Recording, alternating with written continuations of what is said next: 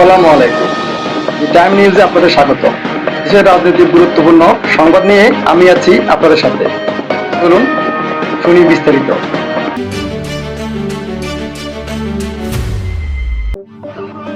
কুমিল্লা সদর দক্ষিণ উপজেলা বিএনপির অঙ্গ সংগঠনের আয়োজিত ইফতার মাহফিলে বক্তব্য প্রদান করেন কুমিল্লা ৬ আসনের এমপি জনাব মনিরুল ইসলাম চৌধুরী।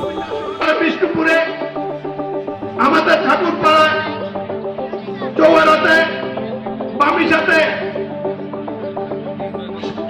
সুয়াগাতিতে সানন্দাতে ভিক্টোরিয়া কলেজে বিবির বাজারে দুর্গাপুরে অনেক জায়গায় সাধারণ ভোটারদের উপর নির্যাতন করা হয়েছে। আমরা একজনকে আসামি করে মামলা করার জন্য জনাব তারেক রহমানের কাছে কাগজ পাঠিয়েছি আজকে।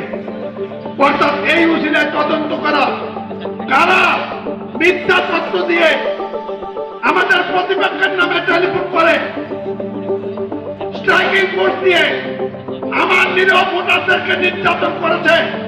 আজকে ইফতারের মুখে নিয়ে রোজা মুখে নিয়ে ইফতারের পূর্বে কথা দিচ্ছি, এই ঘটনা শেষ ইনশাআল্লাহ আমরা দেখে যাবো।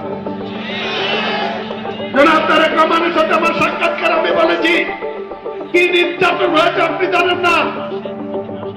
যাতে আল্লাহ আপনাকে রক্ষা করেছে, দেশকে রক্ষা করেছে, ষড়যন্ত্র ছিল অন্যরকম, এর উদ্ঘাটন করা উচিত। আমি আজকে এই ব্যাপারে কথা বলবো না, আপনারা নিঃসন্দেহে থাকেন। আমার কর্মীর উপর, আমার ভোটারের উপর, আমার একজন নেতার উপর যে নির্যাতন হয়েছে এর হিসাব আমি অবশ্যই আদায় করবো ইনশাআল্লাহ। দ্বিতীয় কথা হলো বিএনপি সরকারে প্রতিষ্ঠিত, আমাদেরকে ধৈর্য ধরতে হবে, আমরা যেন কোনো বদনাম না করি, ঠিক আছে? এইটাই জনাব তারেক রহমানের বার্তা। উন্নয়ন করতে আমি আমার কাজ শুরু করেছি। আপনারা জানেন ইতিমধ্যে বাস্তবে আমরা তুলি মানুষের দীর্ঘদিন আশা পূরণের জন্য গুমতির উপর আরো 7টি নির্মাণের 7টি ব্রিজ নির্মাণের জন্য ইতিমধ্যে সমীক্ষা শুরু হয়েছে। আপনারা শুনে খুশি হবেন, ইতিমধ্যেই চাঁদপুর, শুভপুর, কুমিল্লা শহরের জলযাত্রার জন্য 50 কোটি টাকার একটা প্রকল্প নিয়ে আগামীকাল আমাদের চূড়ান্ত বৈঠক হবে।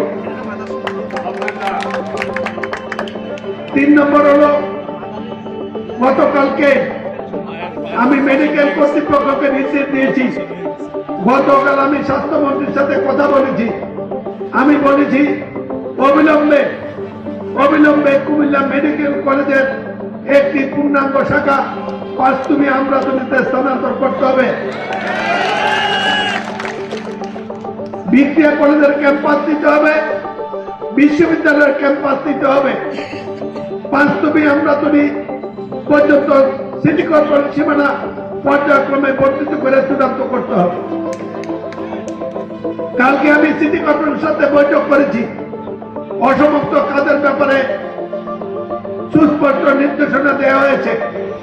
আমরা আশা করি আগামী কিছুদিনের মধ্যে এই সমস্ত কাজকর্ম শুরু হবে।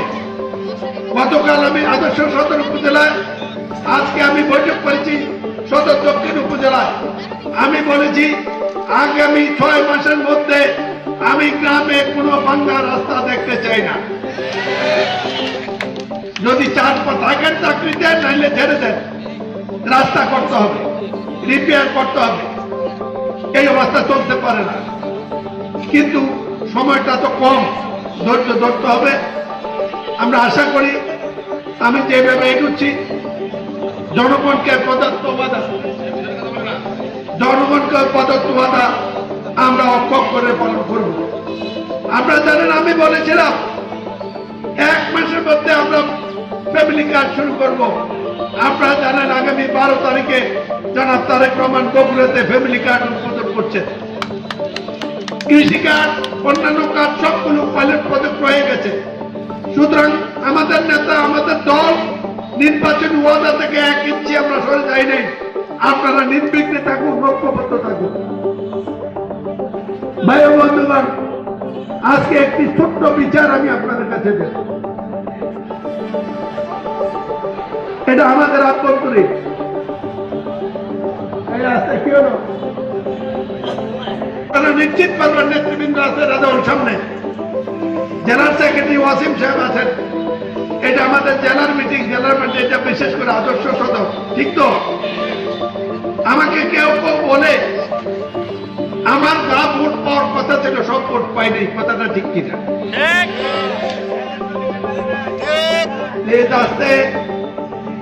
আমি তো জবাব দিতে বলিনি।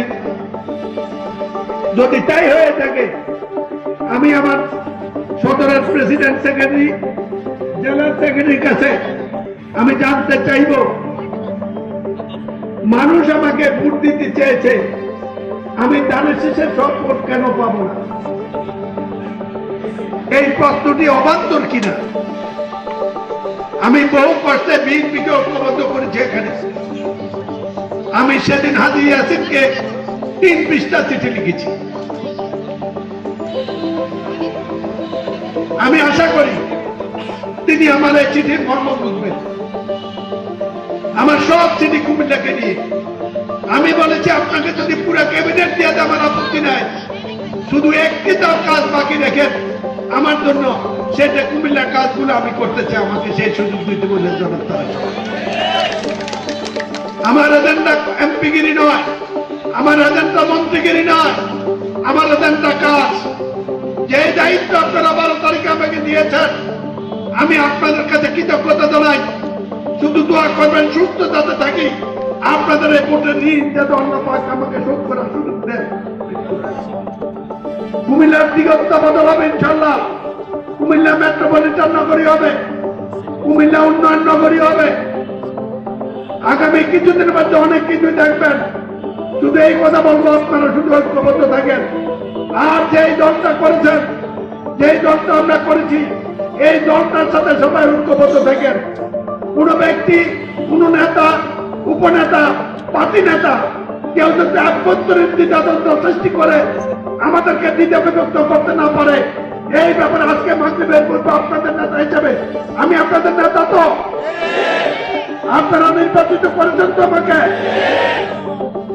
আল্লাহ করে সকল দায়িত্ব এই কুমিল্লা, বিশেষ করে আদর্শ সদর দক্ষিণ মহানগরীর যে আমাকে ভোট দিয়েছেন, যে আমাকে দেননি, তার সমগ্র এলাকা উন্নয়নের দায়িত্ব আল্লাহর উপর তওয়াক্কুল করে আমি গ্রহণ করেছি। আমাকে সাহায্য করবেন। নিজেদের মধ্যে যদি ব্যবধান থাকে গুছিয়ে ফেলুন, ঐক্যবদ্ধ হন। এই কঠিন লড়াই অতিক্রান্ত করেছি। আমার দলীয় সমাবেশে আমি বক্তব্য রাখবো।